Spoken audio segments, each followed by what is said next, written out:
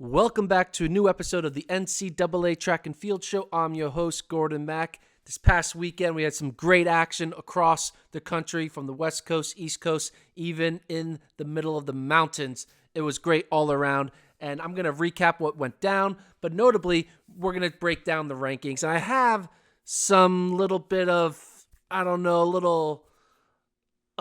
questions, I guess, about the rankings. I got some questions. I got some concerns, and I'll get into that later on in the episode. But first, let's highlight some individual performances. We're going to start a new segment of this podcast. It's called Gordon Mack's Top 3. I'm working on the title. I just came up with that on top of my head right now. Probably something better than Gordon Mack's Top 3. But right now, we're gonna announce the first ever winners of the Gordon Mack's Top 3 for mid-January. And it's from performances that happened this past weekend. We'll give out a bronze, a silver, and a gold. The bronze medalist of the Gordon Mack's Top 3 is going to go to the Texas sprinter, Julian Alfred. Julian Alfred ran out of her mind at Texas Tech this past weekend. Ran 7.10 against a great field. Abby Steiner was in that field. She got second in 7.17. But 7.10 this early in January is setting her up to be a 7.0 something, maybe even a 6.9. That'll be kind of crazy, but I just kind of have a feeling, man. Like, I have a feeling that maybe it happened in the college levels or the pros. We had an incredible women's sprints outdoors, right? With the Jamaicans, Sha'Carri Richardson coming onto the scene. I just feel like we can get something special in the women's 60 indoors, whether it be at NCAA level or be at the World Championship level. I think something special is going to happen, and we're already seeing it early here. Julian Alfred, 7.10 in January. She's my bronze medalist for the Gordon Mack Top 3. Silver medalist is living out in the mountains. We're giving it to Mr. Nico Young of NAU. He ran at 7,000 feet. He ran 4 minutes and 2 seconds for a mile, which converts to 3:54. I don't know what conversions mean. I mean, conversions, diversions, flat track, bank track, altitude, sea level. Conversions can mean a lot of things, and people can agree or disagree with it. But regardless of what it is, 4:02 at 7,000 feet is an incredible thing to do. Not only that, he went up against someone, Luis Grijalva, his former teammate, Olympic 5K finalist, smoked him, beat him by 2 seconds. Nico Young is the real deal. I mean, we've already known he's been the real deal for the past 2 years coming out of high school, but 4:02 at altitude is showing you got speed. For perspective, Wesley Kiptoo, the NCAA leader right now in the 5K, he ran 4:01 at sea level. Nico Young just ran 4:02 at altitude. I don't know about you, but I think I got my money right now on Nico Young and his kick, based on seeing this performance in the Sky Dome in NAU. That is my silver medals for the Gordon Mack's Top 3. And finally, the gold medalist for the first ever Gordon Mack Top 3 goes to Miss Tawao Shea. I am probably saying your name wrong, and I apologize, but I'm just going to call you Shea. Last name Shea. First name starts with a T. It is incredible what you did. You threw the 7th best weight throw all time in NCAA history. You did it in January. The throwing worlds at Ole Miss on the women's side has just been incredible. I mean, we know the great Raven Saunders has come from that program. There was another woman who had the Stewart. I think Stewart had the record. Janae Stewart, an Ole Miss legend. She had the original record in the weight throw. Tao is good in the hammer, good in the weight. 7th all time, 24 meters. You're my gold medalist, throwing it down literally in Birmingham this past weekend. So those are my top 3 individual performances, but this is a ranking show. We talk about rankings. Let's dive into the rankings. Again, head over to FloTrack, click on the rankings here. We have the world individual rankings done by Kevin. I have the NCAA rankings. We'll probably get some US rankings down the road, but let's dive into the NCAA rankings. And we have some changes. For the first time, we have a new leader on the men's side for the team projections, and that is the Texas men. Georgia was ranked 1 last week. They dropped to 2 this week. And a big reason why is one of their athletes who I thought was going to compete, Carl Tilga, heptathlete, decathlete, isn't on the roster anymore. So I thought he was going to score 10 points for Georgia. And clearly that's not happening because he's not there. So those 10 points disappeared. They get a few other places, but that basically opened the door for Texas. Texas right now is my NCAA championship team favorite as of mid-January because they got some great half-milers. They have obviously a great thrower. They have a good sprinter. They can put together their DMR. They can put together a 4x4. They have a little bit of everything everywhere that could score up to 37 points. And if you look at my scores, Texas 37, Georgia 33, Florida State 31, and then I have Alabama, Florida, LSU, and NAU all tied at 28 with Oregon at 27.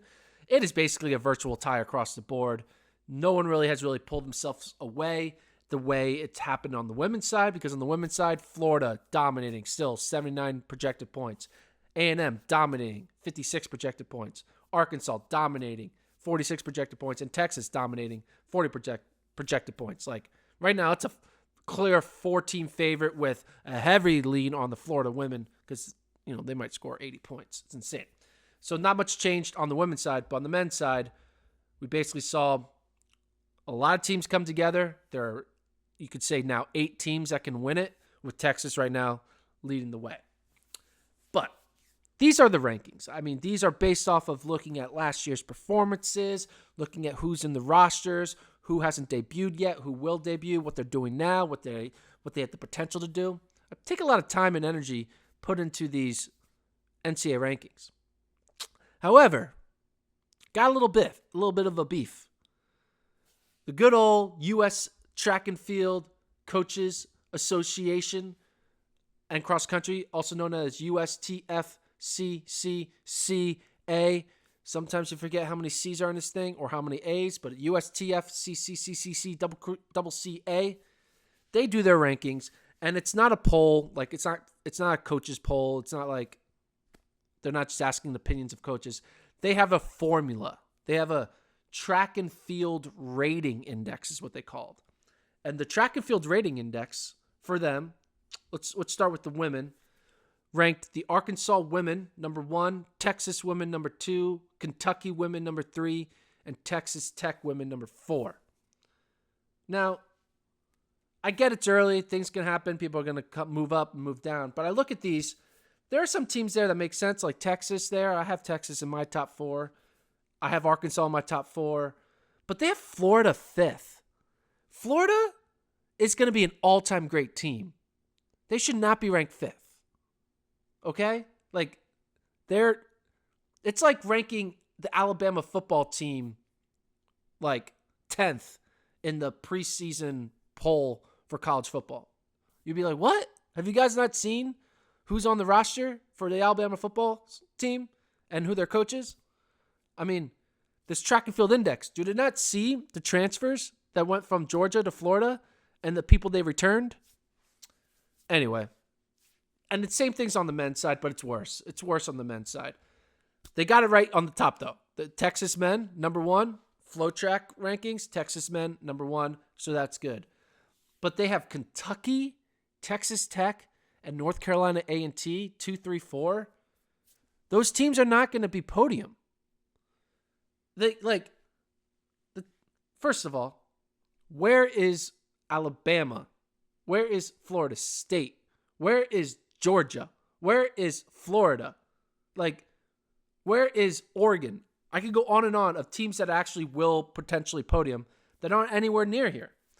And again, I get it. I understand how we got here. If you look at the way these rankings are formulated, there's just a lot of flaws, right? I was looking through it.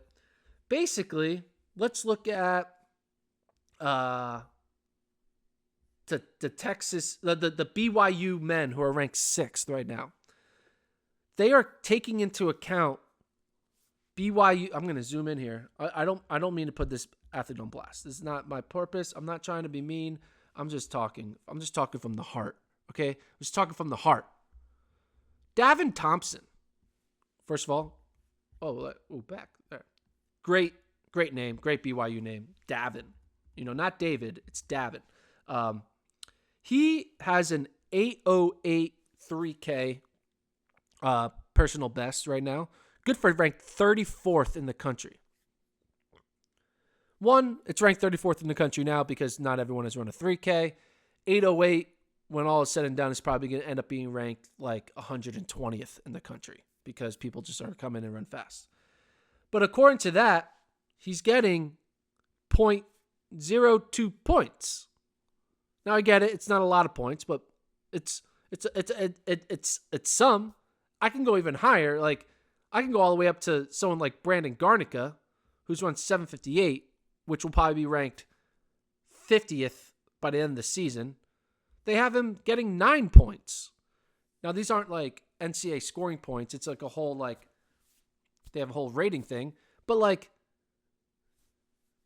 this rating system, what they do is they consider athletes who will never in any wildest dream be at the NCAA championships. Now, maybe Brandon Garnica will because he's good. He's run a good 5K. He can run a fast time trial. I mean, he's run 13:33, so I can see him getting in.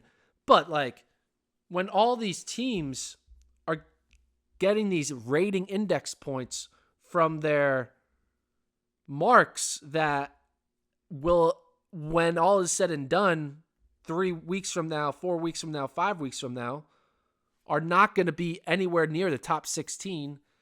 We shouldn't be like considering these teams, these athletes as part of the ranking process. What you should be looking at is teams that have athletes that like are legitimate top 8 potential, not teams that have athletes that are ranked 20th in January when we know they will end up being ranked 65th in March. Like, that doesn't make any sense. Hell, if they're ranked 12th in March, that doesn't make any sense. Because guess what? If you're the 12th best person in the country, you score 0 points. 0. But, they come up with a new system. I like what they're doing. I like their system. They have this whole like formula. I respect the game. I respect the numbers. I respect the Excel sheet breakdown of it. But what I don't respect is that the way we score track and field meets is not about quantity of athletes or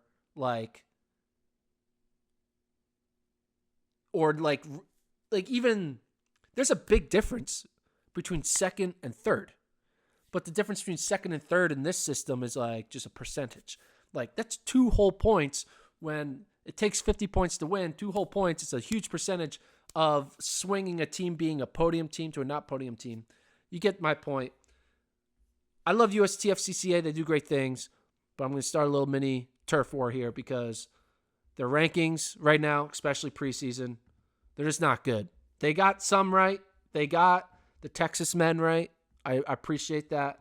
They got Arkansas and Texas being podium teams right. But they missed out on ranking the Florida women number 1 because they're going to be one of the greatest NCAA women's teams ever, and they're ranked 5th.